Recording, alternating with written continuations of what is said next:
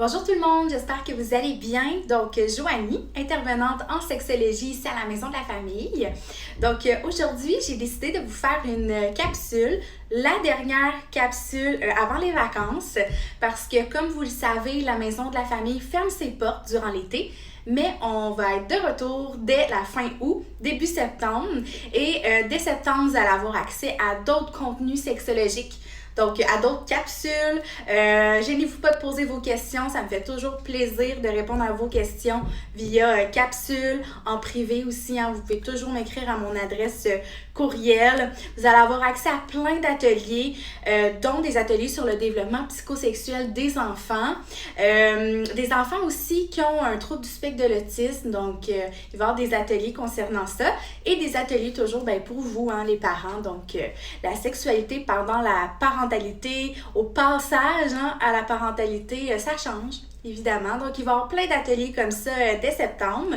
Soyez à l'affût de notre programmation pour vous inscrire à nos ateliers.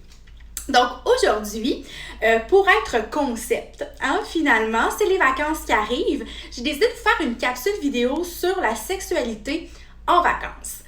Parce qu'un élément qui ressort souvent et des questions que je me fais poser, c'est en vacances avec des enfants, c'est impossible d'avoir une sexualité. Les enfants sont toujours là, on est restreint, on est soit en camping, en roulotte, en chalet, c'est restreint. Donc, on n'a pas la possibilité de.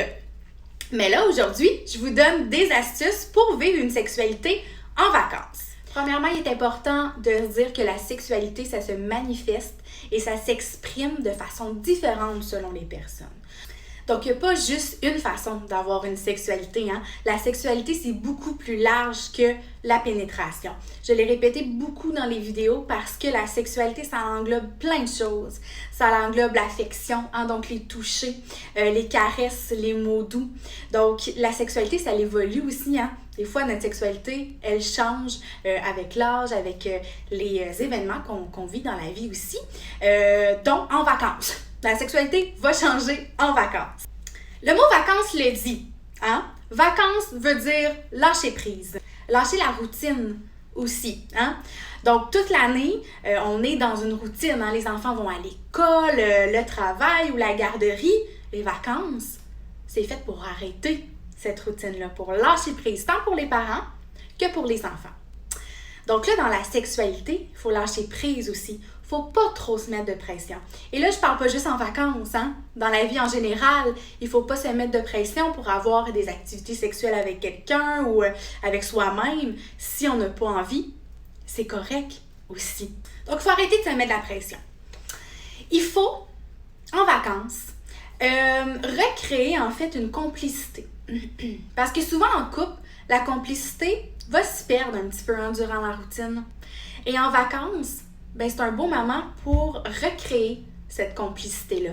Comment qu'on la crée, cette complicité-là? Premièrement, c'est d'être sur la même longueur d'onde. Être sur la même longueur d'onde, ça comprend la communication.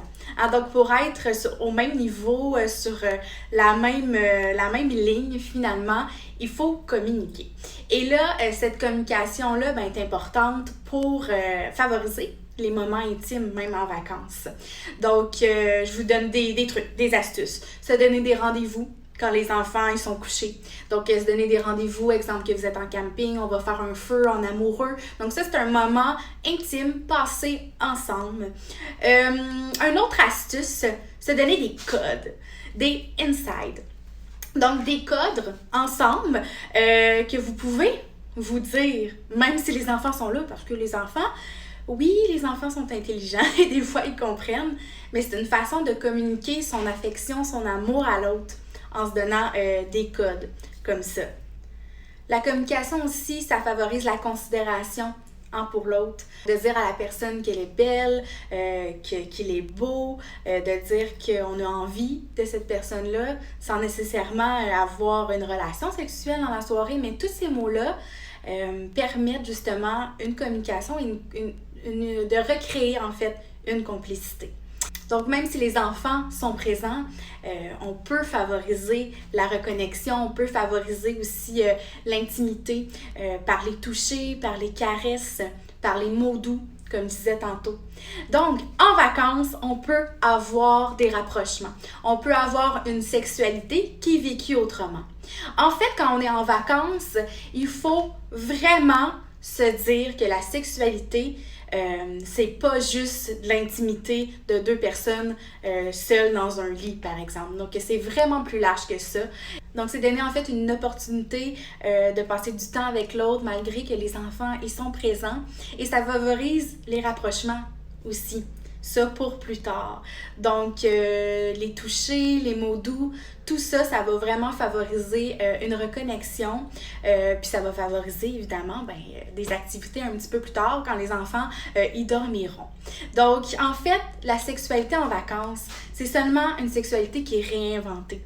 Hein? Et ça, vous allez souvent m'entendre parler de ça parce que dans la vie en général, quand on devient parent, la sexualité change. Hein?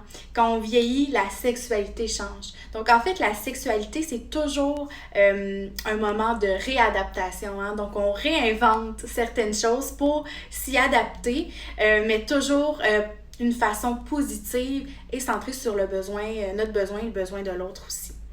Donc, voilà ma capsule sur la sexualité en vacances. J'espère sincèrement que vous allez passer des belles vacances. J'ai vraiment hâte de vous retrouver en septembre pour d'autres capsules. D'ici ce temps-là, vous pouvez toujours m'écrire à mon adresse email si vous avez des questions, des idées de vidéos aussi. Hein? Vos idées pour les vidéos sont toujours les bienvenues parce que les vidéos sont vraiment faites pour vous, pour répondre à vos questions, à votre besoin. Donc, gênez-vous pas. Donc, je vous souhaite une belle journée et un bel été. On se revoit en septembre. Bye bye tout le monde!